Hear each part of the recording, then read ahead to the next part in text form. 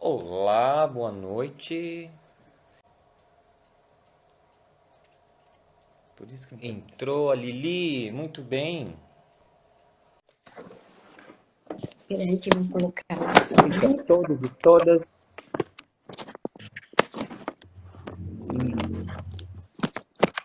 De ponta cabeça. Ah, mas com palhaça tinha que ser assim. Tem que Como ser não? assim, não é?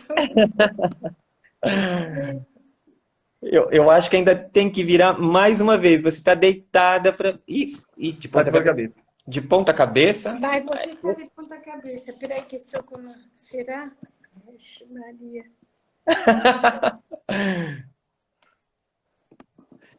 Sei lá, como as pessoas olham. Ah, mas que ótimo! O anjo já passou. Agora aparecemos a carta de baralho. Vou ficar boba. Ela tem que... Aí, tá ou não? Não, Olha, para mim você está de lado.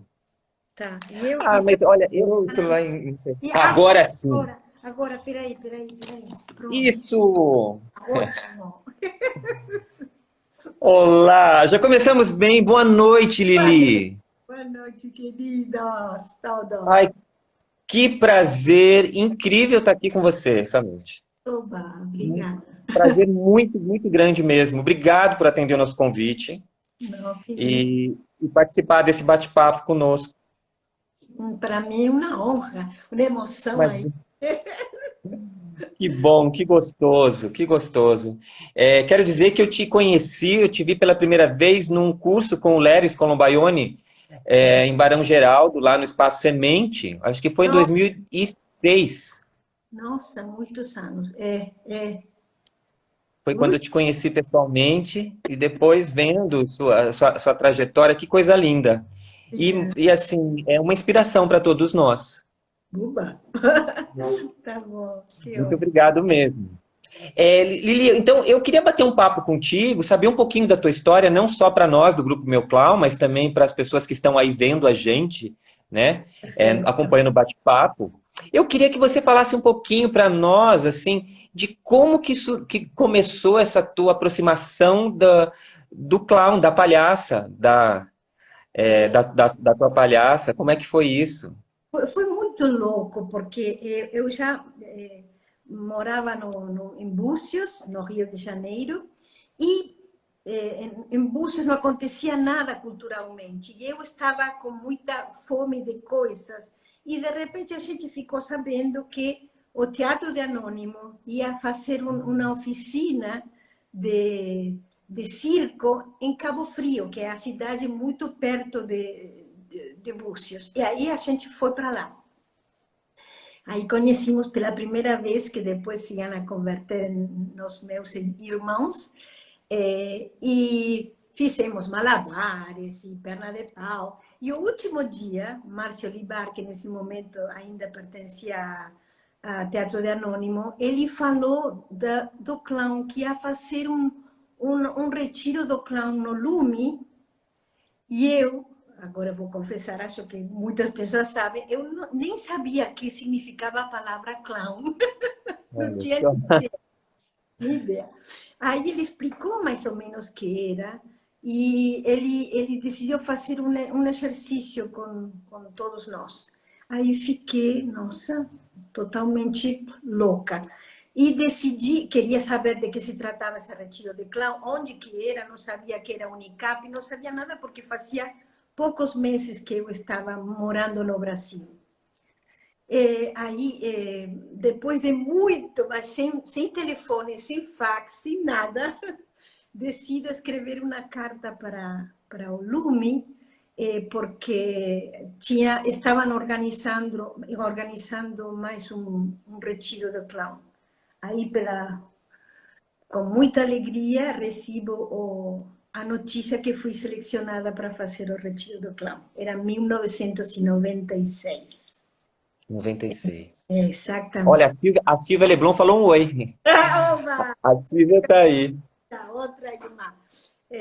Então, o que acontece? Eu fui para lá e literalmente minha vida mudou. eu sempre falo que a descoberta de meu clã, a iniciação, onde nasce Jasmine, para mim foi uma divisória de águas na minha vida, um antes e um depois.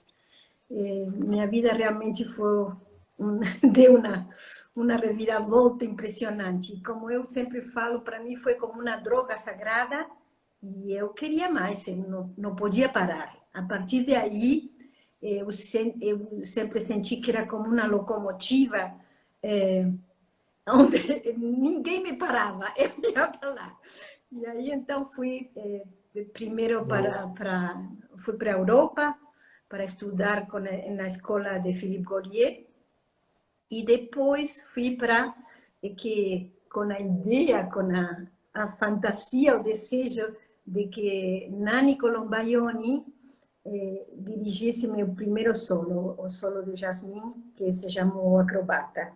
E ele aceita e fomos para lá a trabalhar com ele, que foi outra experiência marcante na minha vida, não? Porque começa a conexão com a família Colombaioni e Nani, meu querido Nani, dirigiu o meu solo, o Acrobata, de Jasmine. E depois continua a história com muita coisa, muita... Que coisa maravilhosa. Então você chegou a conhecer o próprio Nani, né? E Nani foi o diretor então, foi um amor à primeira vista entre nós, foi uma coisa que, para mim, eu sinto um amor muito especial por Nani, com uma grande generosidade e conviver com a família Colombaioni, com ele. A gente morava na casa dele durante todo o processo de criação do Acrobata. Então, imagina o que foi. E depois ele chegou aqui no Brasil, para Anjos do Picadeiro, onde ele adoeceu e finalmente morreu quando chegou na Itália.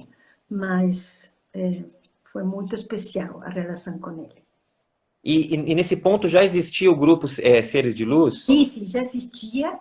A gente, o grupo nasceu em 1994, aos poucos meses de chegar no Brasil, e nossa pesquisa, nosso trabalho era o teatro de animação, teatro de bonecos. Já tínhamos um primeiro espetáculo que se chamou Espalhando Sonhos, e a gente percorreu muitos lugares do Brasil. Mas a partir deste retiro do clown, desta iniciação, foram duas pesquisas que foram conduzindo a história e a trajetória de Seres de Luz Teatro. O clown e o universo do teatro de animação, que tem muitas coisas em comum. Por exemplo, o que você coloca de comum entre o clown e o teatro de animação? Trabalham com a verdade. O clown e o boneco trabalham com o boneco sempre está indo com uma linguagem muito direta. Ele brinca, assim como brinca o tempo inteiro e provoca nas pessoas um encantamento muito especial, não? A parte de outras tantas coisas. Então, para mim, boneco e palhaço tem muitas coisas em comum. E depois... você fez algum experimento trabalhando boneco e palhaço ao mesmo tempo, junto no mesmo espetáculo? Sim, trabalhei e estou trabalhando. Em realidade, são duas coisas muito fortes, Marcelo. Por quê? Porque a energia do palhaço é muito forte. E quando você está trabalhando com o teatro de animação, animando um objeto, manipulando um objeto, se produz o que a gente chama de dissociação. O que significa?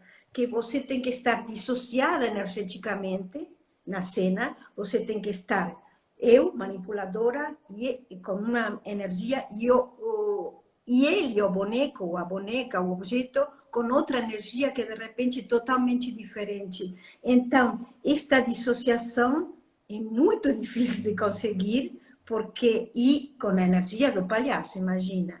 Em um acrobata, eu trabalho com uma aranha, uma aranha pequenina, e contraceno com ela. E em Jasmine, a última flor, que também se chama Travessias, eu contraceno com uma flor, não manipulo essa flor, mas essa flor contracena comigo, e também tem uma boneca que é a Jasmim pequenininha. Sim. Então, também estou trabalhando nesse sentido com teatro de animação. São dois universos muito maravilhosos, incríveis. Travessias é o seu último espetáculo, é isso? Exato. É meu É o último último espetáculo. espetáculo. Isso. E Travessias, a personagem que aparece lá é a palhaça Jasmim, ou você faz um desdobramento disso, né? Porque você estudou com a Sue Morrison, você trabalha as qualidades da máscara, né? Você tem ali uma habilidade, né, muito grande com várias possibilidades cênicas. Sinto que a palhaça ela é é como se fosse uma energia motriz, mas que você amplia isso de uma maneira tão bonita. Então, como que é esse teu trabalho com a Jasmim na Travessias? Isso foi uma coisa muito interessante, Marcelo, porque o diretor deste espetáculo foi Assis, o palhaço mexicano. E Assis me falava, quando começamos a trabalhar juntos no México, ele queria, ele me colocou em um desafio. E ele falou, agora, Jasmim, já passou tempo. Eu quero que você me mostre uma Jasmim com uma história atrás, que é lógico, porque quando nasceu Jasmim não tinha a idade que agora tenho, e que tem uma bagagem, essa Jasmim agora, essa Lili, é vovó, é avó. Então, e passou muitas coisas na vida dela. Então, com essa essência de Jasmim, com essa ingenuidade, com esse coração aberto, como eu falo, mas continua sendo Jasmim. É um espetáculo onde eu não coloco nariz, foi também outro desafio, porque pensei, nossa, sempre trabalhando com nariz, que para mim é uma coisa impressionante. Coloco o nariz e já Lili foi embora. Então, só pinto um pouco meu nariz e pronto. Mas foi um desafio. Eu adoro me colocar em desafios. E uma coisa que também aprendi de outra mestra, Sue Morrison, que nosso clown pode tudo. Ele ou ela tem uma energia que pode fazer qualquer coisa. Não tem nada que está, não, isto não vou fazer. Então, Jasmim brinca, pode brincar de um militar, pode brincar de uma criança, de uma velhinha, não importa, de um homem. Isso é ilimitado o poder que tem um palhaço. Para mim, e acho que para todos, não? Por isso que também gosto de me colocar em diferentes estados, não? O bêbado de espaguete é um garçom bêbado, onde eu trabalho com essa energia de um homem bêbado, um garçom bêbado. E Não é? Originalmente, né, essa cena do bêbado garçom, o Nani fazia, né? Eu cheguei a ver gravações com o Nani fazendo. Nani era uma coisa incrível, e foi outro presente da família Colombagnoni, realmente, porque estávamos trabalhando com eles, criando um espetáculo e demais, que depois não prosperou, mas em uma cena ele estava precisando de um garçom bêbado. Então, como tínhamos 3 pessoas, digo, eu faço, não importa. Eu comecei a fazer. E ele ensinando-me as coisas que ele sabia, que o pai tinha feito, ele olhou para mim e me falou, Lili, você vai fazer o número que fazia meu pai. Para mim é a única pessoa que você pode fazer esse. Nossa, imagina o que significou para mim. E esse número pequenino transformou em um espetáculo que se chama Spaghetti. Então, voltando a esta história de uma mulher em um mundo circense, em um mundo da palhaçaria, com preponderância dos clowns homens, este presente, esta coisa, nossa, é é algo muito importante para mim e para todas as mulheres, porque podemos fazer qualquer coisa, sabe? Podemos estar incursionando em todos estes âmbitos, sempre com muita profissionalidade, com muito esforço, com muito trabalho. Eu penso que lá, por exemplo, no universo da família Columbaione, que é uma família circense de origem mesmo, né? Ter espaço para a mulher ali deve ter sido uma conquista incrível, né? Sim, sinceramente falando, os espetáculos deles, a figura fundamental e que se destaca é a figura do palhaço homem. As mulheres são sempre co-protagonistas, ajudantes, os papéis são totalmente secundários. Em toda essa tradição do circo, da família Columbaione, então, de repente, eu ter essa possibilidade de descobrir que, e eles também, não? Porque se abrir a essa opção, bom, Lili pode fazer esse trabalho. E isso é muito bom. Então, assim, é um marco mesmo, né, na história da palhaçaria poder fazer parte desse universo, né? Como que você vê, assim, a mulher começando a entrar nesse universo da palhaçaria? Como você mesmo falou, historicamente é um universo bem masculino, palhaço. Existiam mulheres que até se vestiam de palhaço de homem quando queriam fazer, e agora a mulher ela pode exercer sua feminilidade ali, plena, né? Falando do seu discurso, do seu lugar de fala. Como que você vê isso hoje? Eu acho que estou passando por várias etapas.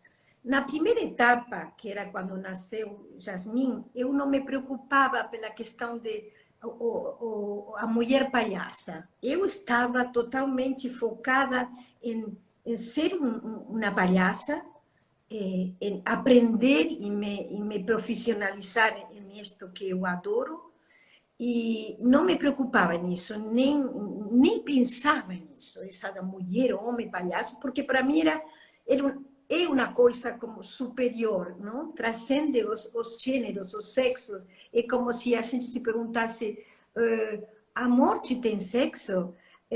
O riso tem sexo? É uma coisa que temos que pensar. E, por outro lado, nos últimos anos, as coisas estão mudando. Aparece a mulher muito mais destacada que antes, apesar de que hoje estava lendo de que também tinha mulheres palhaças na antiguidade. Só que, como muitas mulheres da história, da ciência, da literatura, não são visibilizadas, não são mesmo. Então, a gente tem que entrar e pesquisar muito para saber se tinha uma clown russa naquele ano, tem outra em 1700. Nossa, por que a gente não sabe disso? Mas agora, isto está todo, a partir dos anos 60, estão aparecendo estas mulheres com muita força e estamos tratando de começar a criar ou a pensar uma dramaturgia que tenha a ver com o mundo da mulher, mas não só com todas as coisas que estão atingindo o universo feminino, sino outras coisas, além disso. Não? E eu acho que a mulher, neste momento, seja mulher clown, seja mulher médica, advogada, ela tem um papel, nossa, fundamental, é elevar a consciência das pessoas, é sair da dicotomia e avançar, elevar o espírito do ser humano, deste mundo tão louco, que nos está levando para estar extinguindo coisas, o branco ou o negro, o mulher, o homem, sabe? Então, acho que este momento é para juntar, para integrar. E o palhaço tem a característica de que ele tem que se confrontar com cada uma de suas caras, de suas facetas, com todas, apesar de que são podem ser muito terroríficas e oscuras, mas ele tem que juntar todas essas facetas para finalmente rir dele mesmo, como fala Sue Morrison. Tá? Muito bem. Então, Uma coisa que é importante, que eu sinto, né, é essas referências, né? Por exemplo, a gente perceber que uma mulher poder ver uma outra mulher palhaça, saber, então, eu posso fazer, né? Quando a gente olha e tem referências, isso nos fortalece para ir e enfrentar esse território, né? Que geralmente ele é destinado àquele que é mais forte, né? O que é hegemônico, né? Sempre tem uma música do Caetano, né? O macho adulto branco sempre no comando, né? E quando vê uma mulher palhaça, eu acho tão legal, porque subverte tanto aquela coisa de uma ideia que eu acho que é de um olhar hegemônico, machista, né? Um olhar masculino do que a mulher, porque a mulher tem que ser sensível, a mulher ela tem que ser feminina e se cria todo um estereótipo. E aí vem uma mulher palhaça e pode verter tudo isso tudo, exato. liberta. Eu sinto que liberta.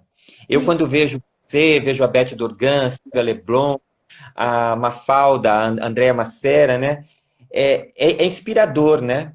Eu quero agradecer muito por vocês nos inspirarem, inclusive os homens, nos sentimos muito inspirados por vocês. Muito obrigado. Hein? Que bom. Eu queria saber de você agora um pouquinho, porque eu sei que você viajou muito pelo mundo, né? Sim. Eu até estava lendo ali um pouquinho, eu acessei teu site, falei, deixa eu saber um pouquinho ali dela, e vi que você foi para vários países, e você foi para Taiwan também, inclusive. Também para Taiwan. Jasmine E eu está queria... em Taiwan. Você sabe que o grupo Meu Clown, o grupo ao qual eu faço parte, esteve em Taiwan também. Nossa. E eu queria saber a tua experiência, como é que foi ir para Taiwan, por exemplo, que é uma cultura tão distante da nossa, né?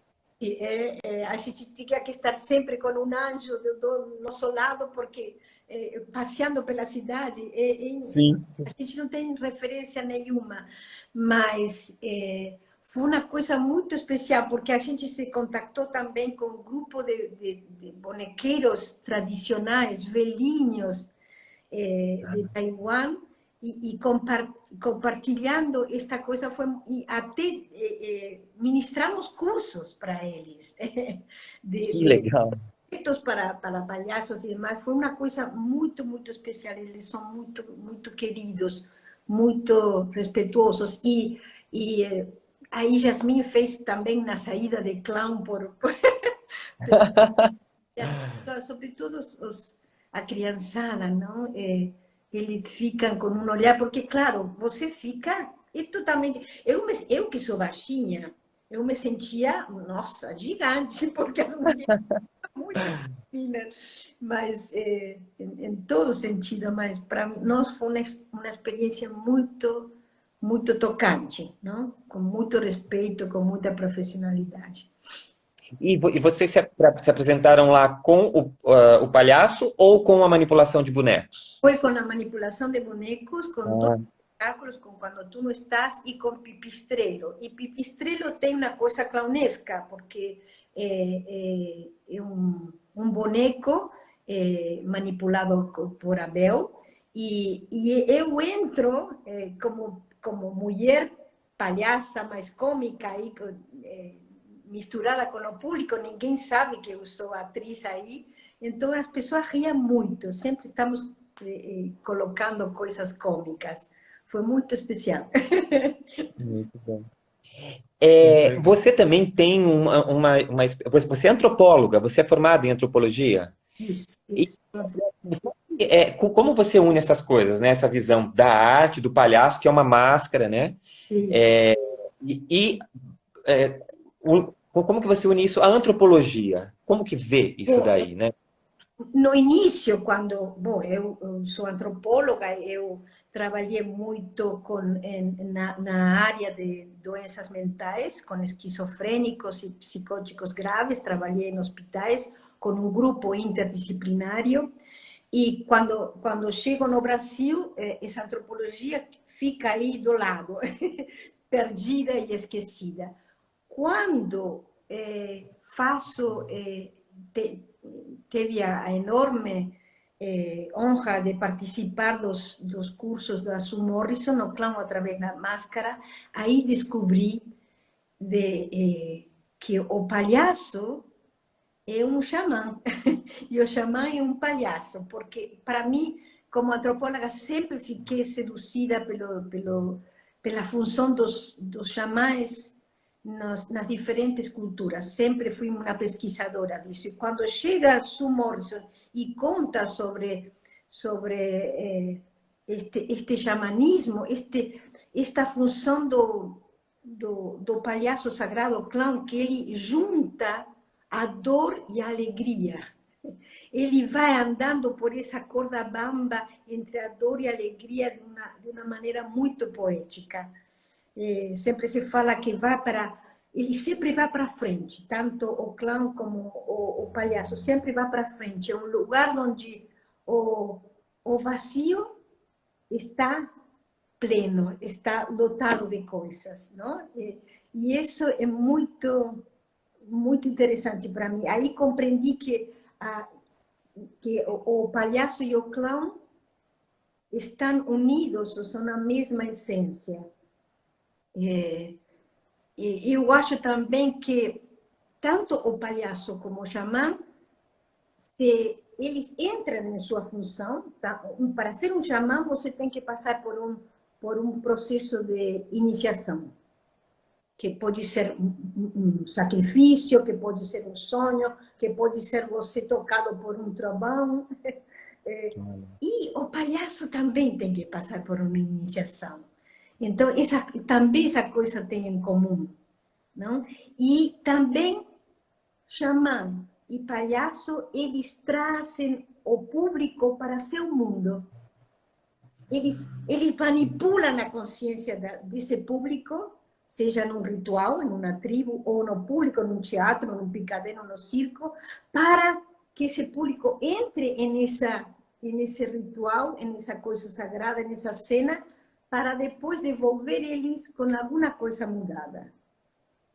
Que incrível, maravilhoso. Então, a gente, acho que esse é um objetivo de tocar o coração das pessoas, que a pessoa saia desse ritual ou dessa cena com alguma coisa mudada, aqui, no coração, no ventre, no sexual, alguma coisa tem que se mudar. Então, xamã e palhaço, para mim... É tão interessante, né? Porque a gente passa por essa experiência, né, de iniciação de palhaço e começa a atuar nos vários lugares, né? Ou no teatro, ou na rua. A gente vai pelo mundo, né? Uhum. E como isso nos transforma de uma maneira que é, assim...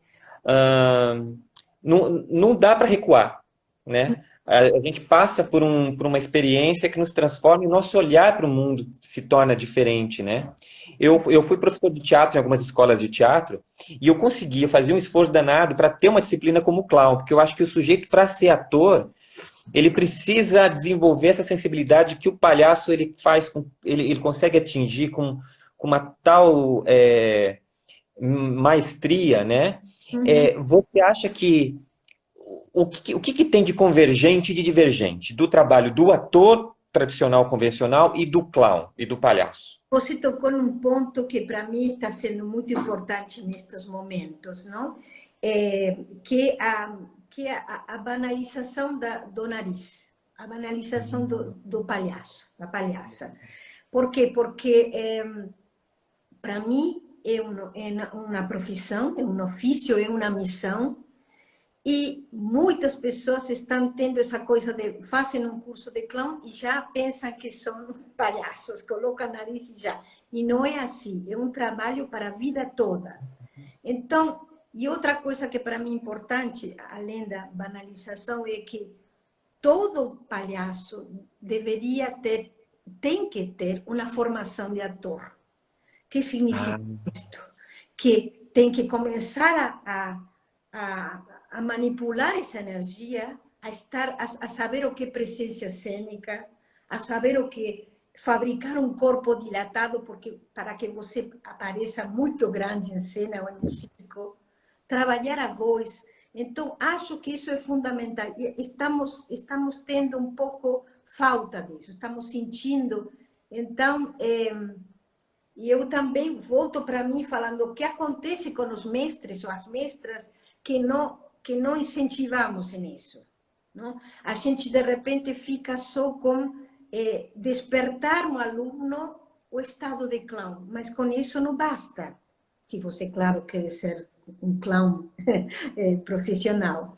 Então, porque temos duas facetas. O clown como ferramenta fundamental para curar a alma, é uma cura, é um instrumento terapêutico. De fato, muitas correntes terapêuticas utilizam um clown para desenvolver muitos processos terapêuticos, acho maravilhoso, mas também tem a outra parte, que é o clown profissional, onde ele tem que estar se formando a vida toda, se alimentando de técnicas, aprendendo música, aprendendo, sei lá, malabares, muita coisa. Ele não é especialista em nada, mas um pouquinho de tudo precisa fazer.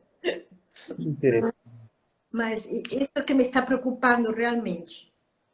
E você acha que esse deveria ser um trabalho concomitante ou anterior? A pessoa deveria ter uma experiência das artes da cena anteriormente, ou vem junto? Não, pode ser junto, pode ser junto. E uma coisa quando você vê que, nossa, o teu clown está funcionando, bom, então agora vou para a técnica. O que estou precisando para estar em cena?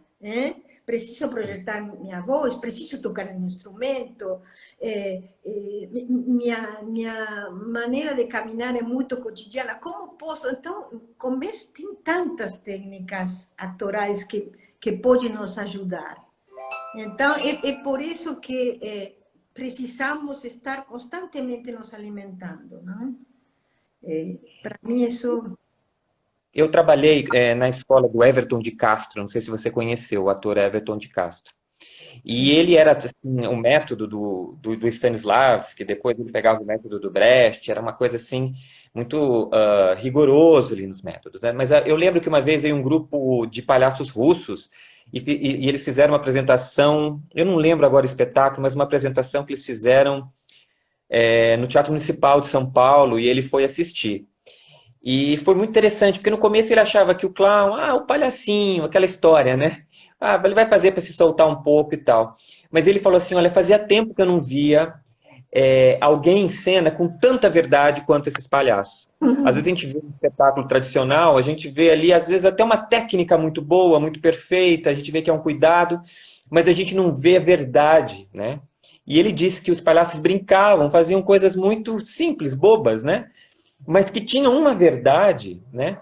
Então, eu sinto que é tão importante até para o ator convencional, para ele chegar nesse lugar de verdade, não é? O que você acha? Sim, totalmente. Para o ator, para o ator profissional, a ferramenta do clown nossa, ele quebra todas as coraças, todos os vícios que pode chegar a ter, e ele fica nu em cena, porque ele sempre está acostumado a estar entrando em outros figurinos na pele, mas de repente ele se toca que, nossa, sou eu. Que olhem para mim, não? Com todos os meus defeitos, com todas as minhas virtudes. Acho que isso é fundamental. Mas, voltando a esta coisa da formação, acho que agora, com esta, sei lá, com a escola de palhaças da Mafalda, da Andrea, que é minha parceira querida, isto está se tornando em uma coisa mais, não sei a palavra, acadêmica, mais sério. Sistematizada, talvez, sistematizar um método de ensino. Está se tocando várias disciplinas, várias coisas. Ou em Slipa, na Escola Livre de Palhaços, no Rio, vários lugares onde está se sistematizando e vendo como a história do circo, a história da palhaçaria, não somente nos alimentarmos deste material incrivelmente fecundo que é o YouTube.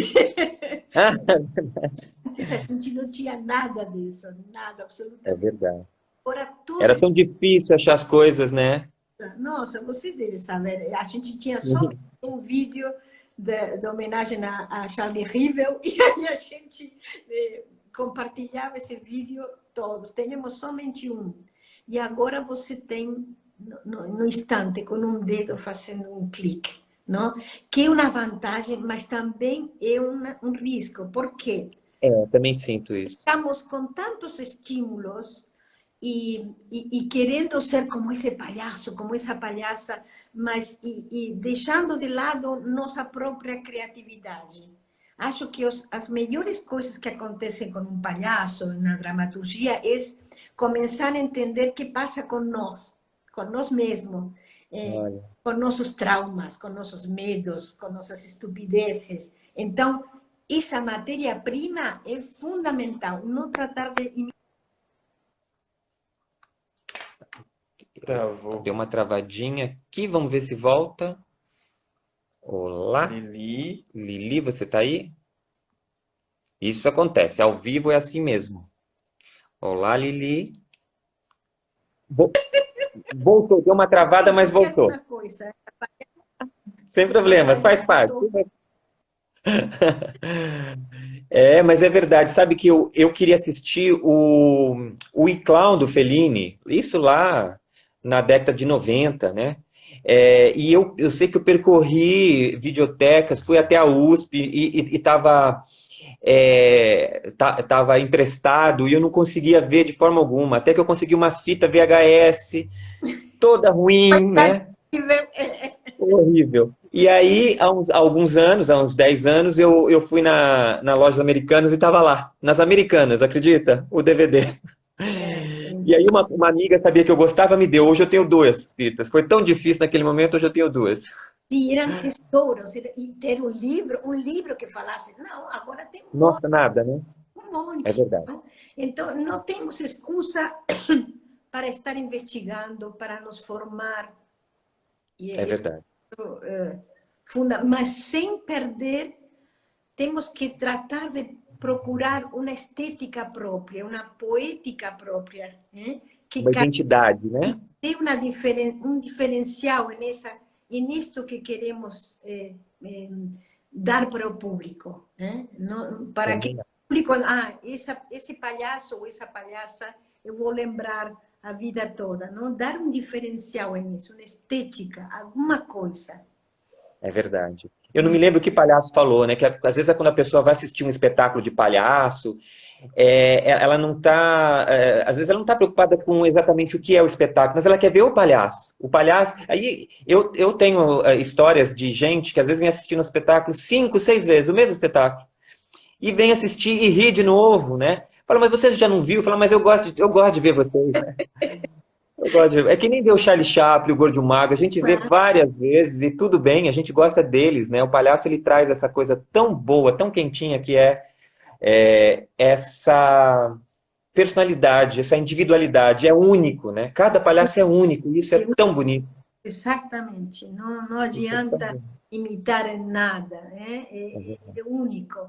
E você tocou uma coisa que para mim também é muito importante, esta coisa para mim, cada vez que a gente entra em cena, fazer como se fosse a última vez. Não? A última vez. Como se fosse a última vez. Não? Isso, dentro do xamanismo, nos toltecas, falam que você como se tivesse a morte aqui do lado.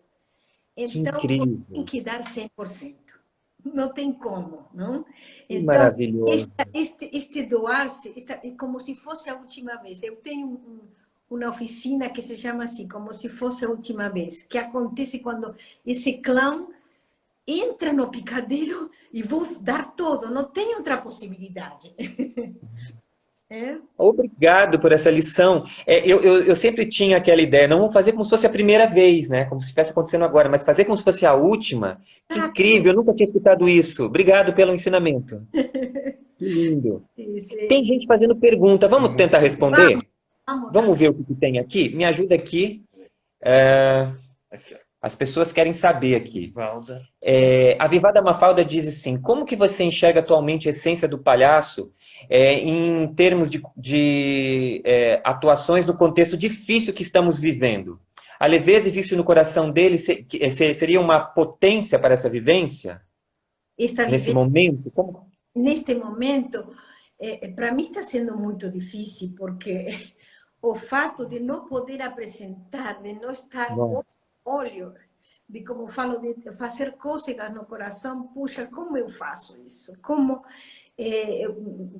estou me perguntando quase todos os dias, o que posso fazer eu para ajudar, não? Porque posso estar estudando, posso estar tocando música, mas acho que para os palhaços é muito difícil, mas também temos que ter, para mim, um jogo de cintura e ver como podemos nos adaptar a esta situação.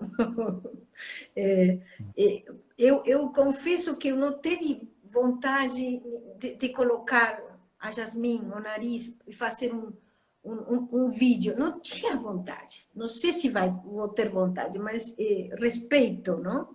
Me respeito. De repente, não. Mas até agora, preciso das pessoas, preciso desse palco, não? Falta o olho, né? Ah, Falta o olhar do outro. A Beth Dorgan costuma dizer, né? O palhaço, ele existe no olhar do outro. é claro. Se não tem esse olhar, a gente parece que não conecta, né? Não conecta nem com a gente. É uma relação, né? Precisa da relação. E para mim também, estava lendo a Alain Vigneault, que é o clown essencial, e ele fala num momento que no trabalho do palhaço o tempo para. O tempo para. Onde ficamos em uma nebulosa, onde tudo pode acontecer, ou não acontece nada, mas o tempo para. E este conceito do tempo para, que é maravilhoso, como fazer isso online? É verdade. Como Sem dúvida. fabricar esse tempo para, esse estado meditativo? Mas temos que nos virar, não sei como. Mas se Deus quiser, logo, logo a gente sai dessa, né? Tomara. Não é a primeira vez na história, não será a última, né? Vamos resistindo, né? Tem aqui a Romana Mello, ela é lá de Belém do Pará. Ela tá falando assim, para você falar um pouco das várias construções clownescas que desenvolve e do Inocêncio. Do Inocêncio. Você sabe do Inocêncio? Não. Eu conheço. Eu não sei do Inocêncio, ela tá sabendo mais que eu. Inocêncio é uma figura que nasceu em um curso com a Sue Morrison, produto de uma das máscaras, que a gente passa por várias máscaras, e cada máscara tem dois lados, a experiência e a inocência, e depois de cada máscara, você já coloca uma vez essa máscara, depois nunca mais, e depois de cada máscara você tem que criar um número que expresse o que aconteceu com essa máscara, que são experiências muito fortes, realmente muito fortes. Você passa por momentos muito psicologicamente muito bravos, muito fortes. Aí, em uma das máscaras, eu tinha que criar, tinha um dia ou 2 dias, não lembro agora, uma cena, poucos minutos. E aí, correndo, fazendo minha corrida pelo parque, nasceu a ideia de um cara que se chama Inocêncio, e que a minha ideia era que ele transcendesse a inocência ou a perversão. Ele está além da maldade e além da bondade. Então, são 6 minutos de trabalho onde Inocêncio está vestido com roupa como de um trabalhador do campo, muito rústico, e com uma música clássica maravilhosa. Então, o público vê nele que entra, nossa, que coisa linda, não? E, de repente, aos poucos, vai descendo o zíper de sua calça e vai aparecendo um pênis gigantesco. E as pessoas ficam, nossa, isso foi eu fiz isso para Sue Morrison caiu no chão rindo, porque não é uma coisa apelativa, não é nada perverso, não é nada sexual, senão a energia do Inocêncio está além de qualquer coisa que não que não provoca um impacto, que horror, isso é pornográfico, não, nada disso. Então, não sei se respondi a pergunta da menina, mas é muito bom. Só que, claro, tem que apresentar só em cabaré e bem tarde de noite. Qual o superpoder que a lista de... Aqui estão me fazendo perguntas, eu vou perguntar sem filtro. Estão perguntando aqui, se você pudesse ter um superpoder, qual superpoder você gostaria de ter? Nossa Senhora, um superpoder.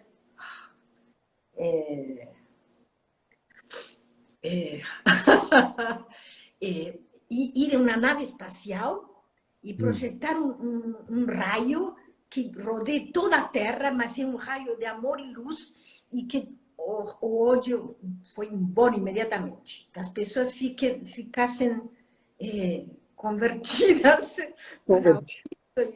uma coisa louca, mas seria esse poder, não? Que bacana. Essa Pachamama se transformasse. Muito bem. Sabe que nós do Grupo Meu Clown, nós estamos fazendo uma espécie de uma série no YouTube falando, que se chama Palhaço de A a Z. A gente está pegando alguns verbetes que são da palhaçaria e falando sobre eles, quase como se fosse um dicionário, mas não uma coisa rígida, sabe? Tem o Pavi, né, o dicionário de teatro do Pavi, que ele fala do teatro formal. A gente queria fazer um dicionário da palhaçaria, de termos importantes. Que termo que você acha que não poderia faltar nesse dicionário sobre palhaço, sobre o palhaço de A a Z, o abecedário do palhaço? Para mim, tem várias palavras. Fique à vontade, se quiser falar mais de uma também. Para mim, sei lá, um palhaço, se não olha, se não mira, não é palhaço. Então, olhar seria uma palavra fundamental. Verdade, o brilho. Olhar, verdade.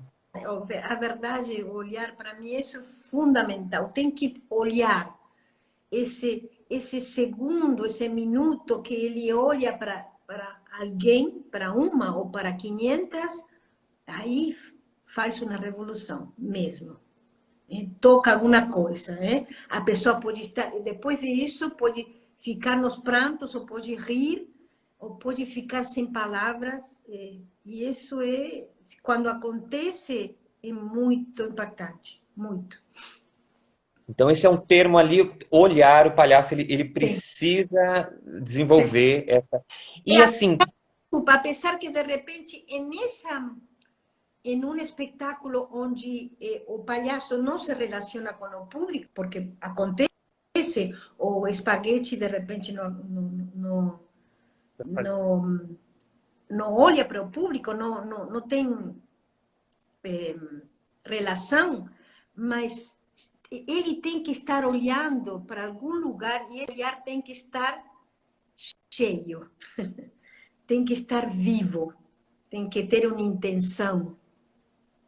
Ok? Acho que tua internet está... Ixi. Tá falhando. Falhou um pouco, voltou. É assim, internet é assim. Funciona quando ela quer, né? Mas muito interessante essa questão do olhar. E você me diria assim, qual seria um exercício que você fala da questão da formação? Opa, olá. Deu uma falhadinha de novo. A internet, não sei se é tua... Melhorou? A imagem está apagada quase e a... Ai, que pena. Olá. Vamos ver se Olá, volta. Olá, depois volta um pouquinho mais. E agora? Vamos esperar. Nossa. Voltou para você? Nossa, que pena. é que estou todo cortado, todo fragmentado. Aqui também, fragmentou. E agora, o que fazemos? Vamos esperar um pouquinho. Nós temos mais ainda 5 minutinhos. Pena, Está parecendo que está um pouco... Você está me escutando também ou não? Agora eu voltei a ouvir. Está me ouvindo? Ok, agora eu estou te ouvindo. Sim, não estou, a imagem está totalmente desfasada, mas estou te escutando, querido. Opa. Então vamos, eu queria só te perguntar, para a gente finalizando, que Que exercício você diria que seria um bom exercício, né? Pensando nessa questão da formação, um exercício bom para o olhar. Como que eu posso exercitar essa questão do olhar, como esse dispositivo do palhaço se conectar com o espectador? Eu acho que é um olhar da nossa própria aceitação. É como, nesse olhar, estou me aceitando, estou me brindando, e estou como se estivesse nua ante o olhar dos outros, sabe? Esse é um olhar da própria aceitação, não sei se dá para entender. Entendi. É um olhar sem coraças, sem limpo, né? O Ricardo Pussetti uma vez falou, eu fiz fazendo um curso com ele, ele falava assim, se deixe ver, se deixa ver, simplesmente. Exato, exato. Esse olhar, eu olho, mas deixo que os outros olhem para mim, que eu não tenho defesa nenhuma, não tenho nenhuma coraça. E isso é tão claro quando você está trabalhando com palhaços. É tão claro quando um olhar é verdadeiro, quando um olhar está escondendo alguma coisa, quando nós somos suficientemente generosos e verdadeiros, nossa, é incrível. E o resto dos alunos sentem a mesma coisa. Não está sendo, não está me olhando, não? Tem vezes que eu penso para os alunos, falem quando não estão sendo olhados. Eu digo, aqui não, olha para mim, sabe? Isso é... E que incrível, né? Que lição que pode ser para qualquer pessoa, né? Talvez para o sujeito que quer ser o artista, quer ser o palhaço, continua trabalhando a técnica, mas eu acho que qualquer pessoa poderia passar por essa experiência de uma iniciação à palhaçaria, né? Alguém que quer se autoconhecer, né? Você tem uma pesquisa sobre etnopsiquiatria, difícil até de falar. Você mistura isso com a palhaçaria também? Tem momento, a etnopsiquiatria é uma disciplina dentro da antropologia que ela resgata os mecanismos culturais que favorecem a cura. Que significa? A cultura tem mecanismos que adoecem, mas também tem mecanismos e ferramentas que curam as pessoas. Por isso, eu trabalhava muito com contos de fadas, mitos e lendas dos pacientes. Então, imagina, a cultura também tem o palhaço como instrumento para a cura da alma. Então, tem muito sentido isto. Isso é a etnopsiquiatria. Como a cultura pode ter mecanismos que não sejam psicológicos, que podem estar ajudando a uma pessoa a encontrar seu caminho. Entendi. Tem uma pergunta também aqui que fizeram assim, se você não, a Jasmine, a palhaça Jasmine, encontrasse com o nosso atual presidente, o que você acha que ela diria para ele? Você fez a mesma pergunta para a Betty Dorgami. A resposta foi maravilhosa, nunca se encontraria. Eu acho que de repente estaria passando por uma rua e aparece este monstro. Acho que aí, não, acho que ela começaria a falar palavrões. Tipo, porque como ela tem total liberdade, eu falaria de tudo para ele. Mas sempre um encontro casual, não uma coisa buscada, pelo amor de Deus. Longe da gente, né? Longe da gente. Longe, não tem nada a ver, nada a ver. É nada, né? É uma coisa que eu que vivi muitos anos da minha vida com ditadura na Argentina, e eu pensei que nunca mais ia vivenciar uma coisa assim.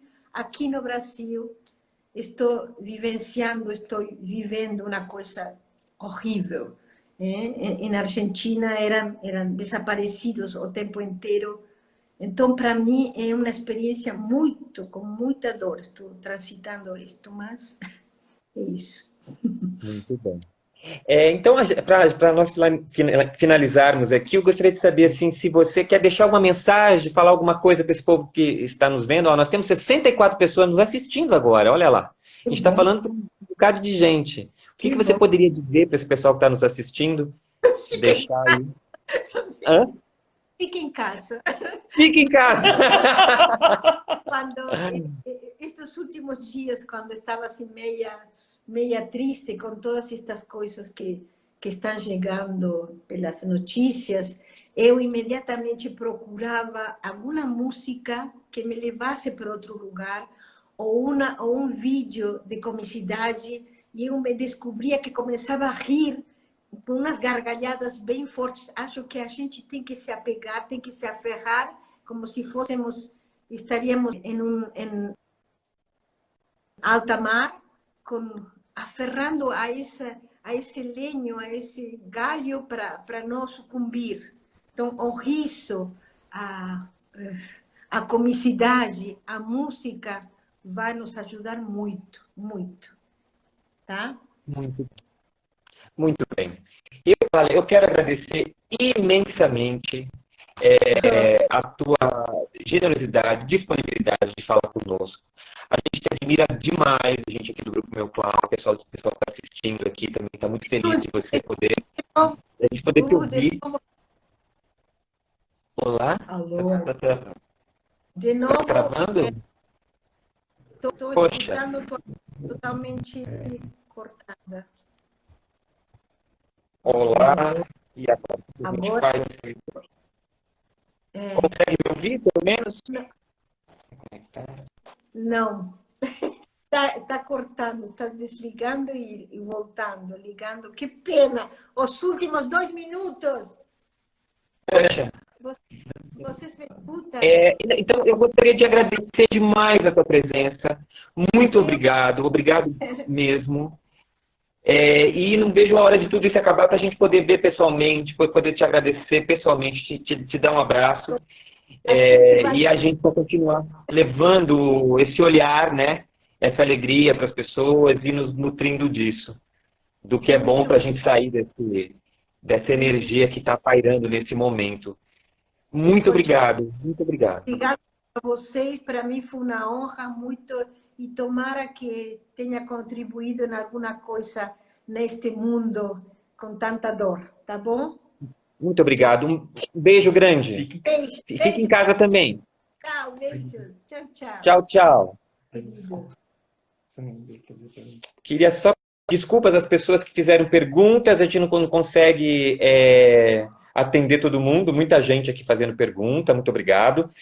Semana que vem tem nova live, logo mais a gente vai publicar para vocês saberem, então a gente quer fazer ali lives com vários palhaços bacanas aí, né, palhaços que têm uma trajetória importante aí no caminho da palhaçaria aqui no Brasil.